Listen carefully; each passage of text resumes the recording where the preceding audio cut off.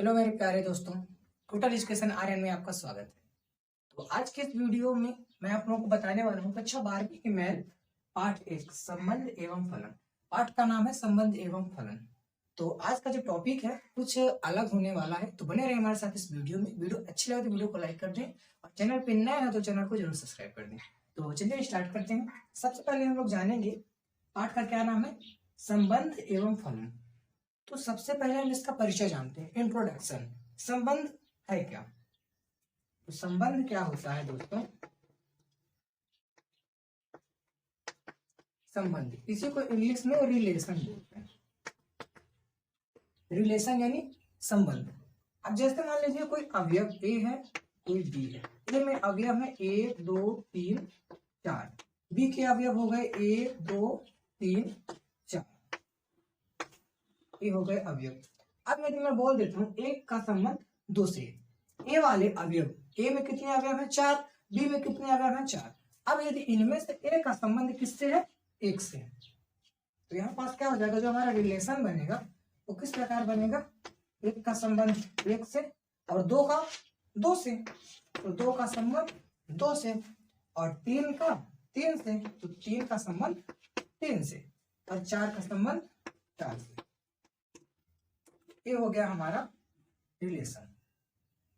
तो आशा करता हूं कि आप लोगों को संबंध समझ में आ गया होगा। अब इसके आगे हम लोग जानते हैं जो हमारी कक्षा 12वीं में प्रश्नावली 1.1 में इंपॉर्टेंट है, उसमें पूछा गया है कि हमको तुल्यता संबंध बताना है। तो हम लोग जानेंगे, सबसे पहले जान लेते हैं संबंधों के प्रकार, जिसमें हमें तुल्यता संबंध मेन जानना है। तो तुल्यता संबंध की शर्त होती है, यहाँ पास हम लोग लिख लेंगे तुल्यता संबंध। प्रश्नावली 1.1 का मेन है कि तुल्यता संबंध। हर एक क्वेश्चन में पूछा गया है कि हमको तुल्यता संबंध बताना है। तो सबसे पहले जब हम जानेंगे तुल्यता संबंध है क्या, तब तो बता पाएंगे। तो इसी को आज पूरा इसी टॉपिक में बताने वाला हूं। तो सबसे पहले जानेंगे तुल्यता संबंध। इसकी शर्त क्या क्या होती है। इसमें 3 डिफिनेशन होती है। पहला होता है स्वतुल्य। स्वतुल्य क्या कहता है, और दूसरा होता है सममित,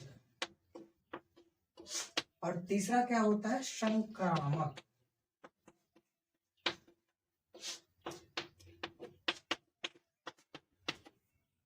तो सबसे पहले हम जानेंगे स्वतुल्य क्या है। स्वतुल्य होता है यदि कोई अवयव है और ए से ए बिलोंग आर में। सममित में होता है यदि ए बी अवयव बिलोंग है आर में, तो इसको बोलते हैं एम्प्लॉइज, तो बी ए भी बिलोंग होगा आर में।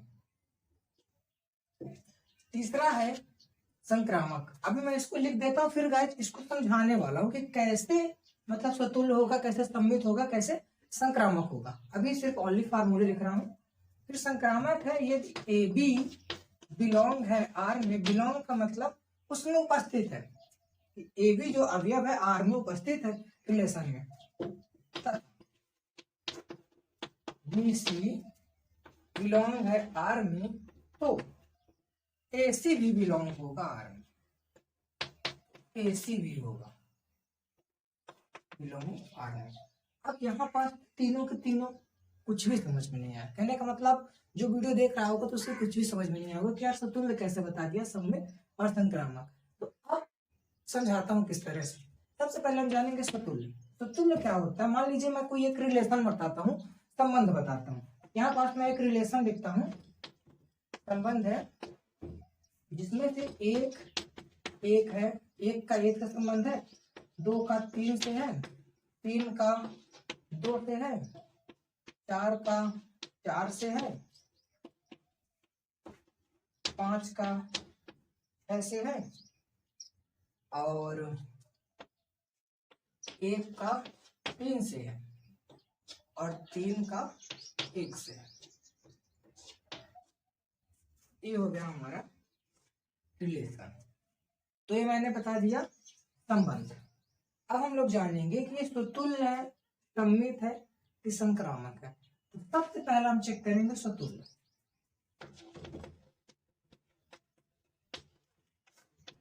सतुल्य। अब सतुल्य में क्या होता है कि ए का मतलब ए बिलोंग है आर में, यानी कि ए यहाँ भी है और ए यहाँ भी है। तो समझिएगा यहाँ पास ए दो अवयव हो गए, ठीक है ना, जिसमें इसके 1 2 3 4 अवयव हैं और इसको मैं बी मान लेता हूँ। इसके अलावा में 1 2 3 4, यदि एक का एक से संबंध है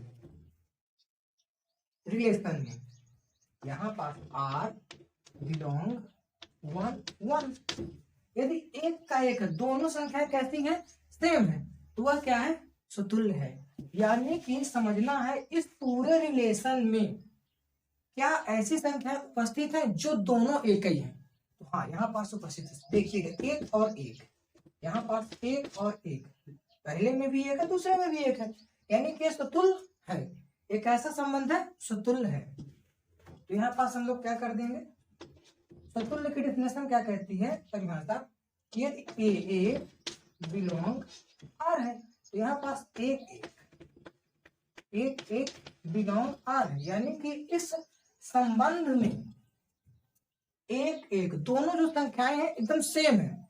तो इसमें एक और एक है, यहाँ पास 4 और 4 है, तो कोई भी एक लिख देंगे दिखाने के लिए। तो एक एक बिलोंग आर है, इसलिए यह, अब यहाँ पास लिख लेंगे, इसलिए यह है सतुल्य है।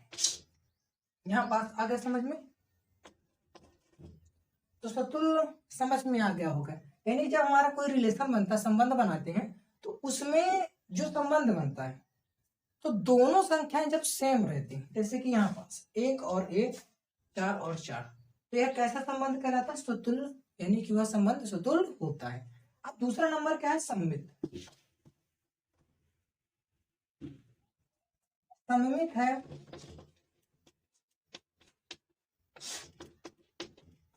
सममित में क्या है, सममित की डेफिनेशन है ए बी बिलोंग आर। यदि ए बी बिलोंग आर है तो इसको बोलते हैं तो बी ए बिलोंग, यानी कि ऐसा हमको एक अवयव ढूंढना है जिसमें कि ए बी बिलोंग हो। एक चीज समझिएगा, जैसे 1 3 हो गया, ठीक है ना, 1 हो गया ए और 3 हो गया बी। दूसरी बार क्या हो, बी और ए हो, यानी कि 3 और 1 हो, बी आगे हो जाए और ए बाद में हो जाए, तो ऐसा संबंध क्या कहलाता है, सममित कहलाता है। तो यहाँ पास ध्यान से देखिएगा रिलेशन में कि 2 और 3 बिलोंग है, इसमें रिलेशन में आर में संबंध में 3 और 2 भी है, यानी कि यहाँ पास 2 और 3 बिलोंग आर है, तो 3 और 2 भी आर में बिलोंग है। यहाँ पास देख लीजिए 2 और 3 आर में बिलोंग है, 3 और 2 भी आर में बिलोंग है इसी रिलेशन में, इसलिए यह क्या है, सममित है। इसलिए यह है सममित है। अब तीसरे नंबर पे आता है संक्रामक। ये वाला थोड़ा डिफिकल्ट है, लेकिन इजी है, सरल आ जाएगा, समझ में आ जाएगा, सरल है। तो तीसरा है हमारा अब संक्रामक क्या होता है, संक्रामक की डेफिनेशन कहती है कि यदि ए बी बिलोंग आर है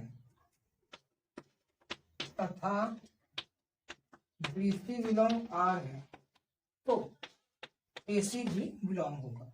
अब इस पूरे रिलेशन में हम लोग देखेंगे ए बी हम लोग देख लेते हैं 1 और 2, यानी कि पहली संख्या और दूसरी संख्या अलग अलग होनी चाहिए, ए और बी है, तो ए और बी, यहाँ पास ए और बी 1 और 2 हम मान लेते हैं। तो 1 2 यदि बिलोंग है किसमें, आर में, तथा बी सी 2 और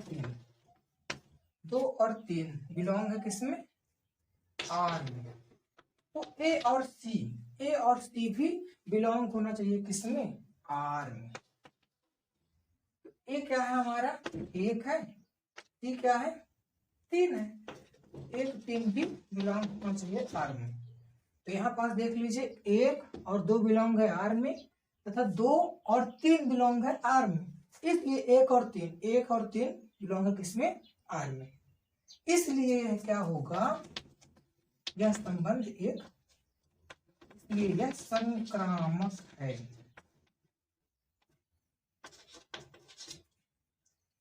इतना आ गया समझ में।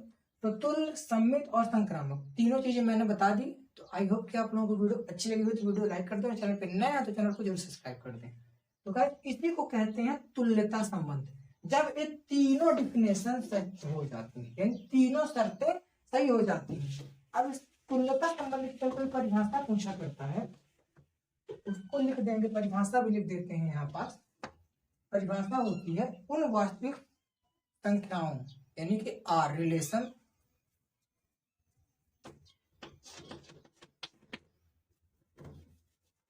ऐसा संबंध जो तुल्य, सम्मित तथा संक्रामक हो, तुल्यता संबंध कहलाता है। बहुत इजी परिभाषा है तुल्यता संबंध की।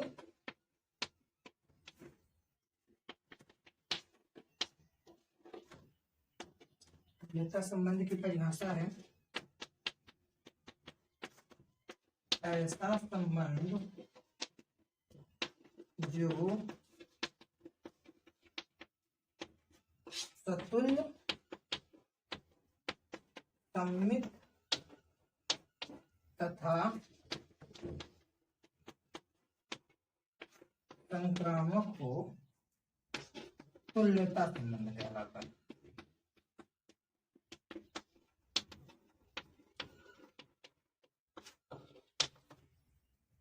तो आज का चैप्टर यहीं पास क्लोज किया जाता है और कल से प्रश्नावली 1.1 कक्षा 12वीं की मैथ मैं स्टार्ट करने वाला हूं।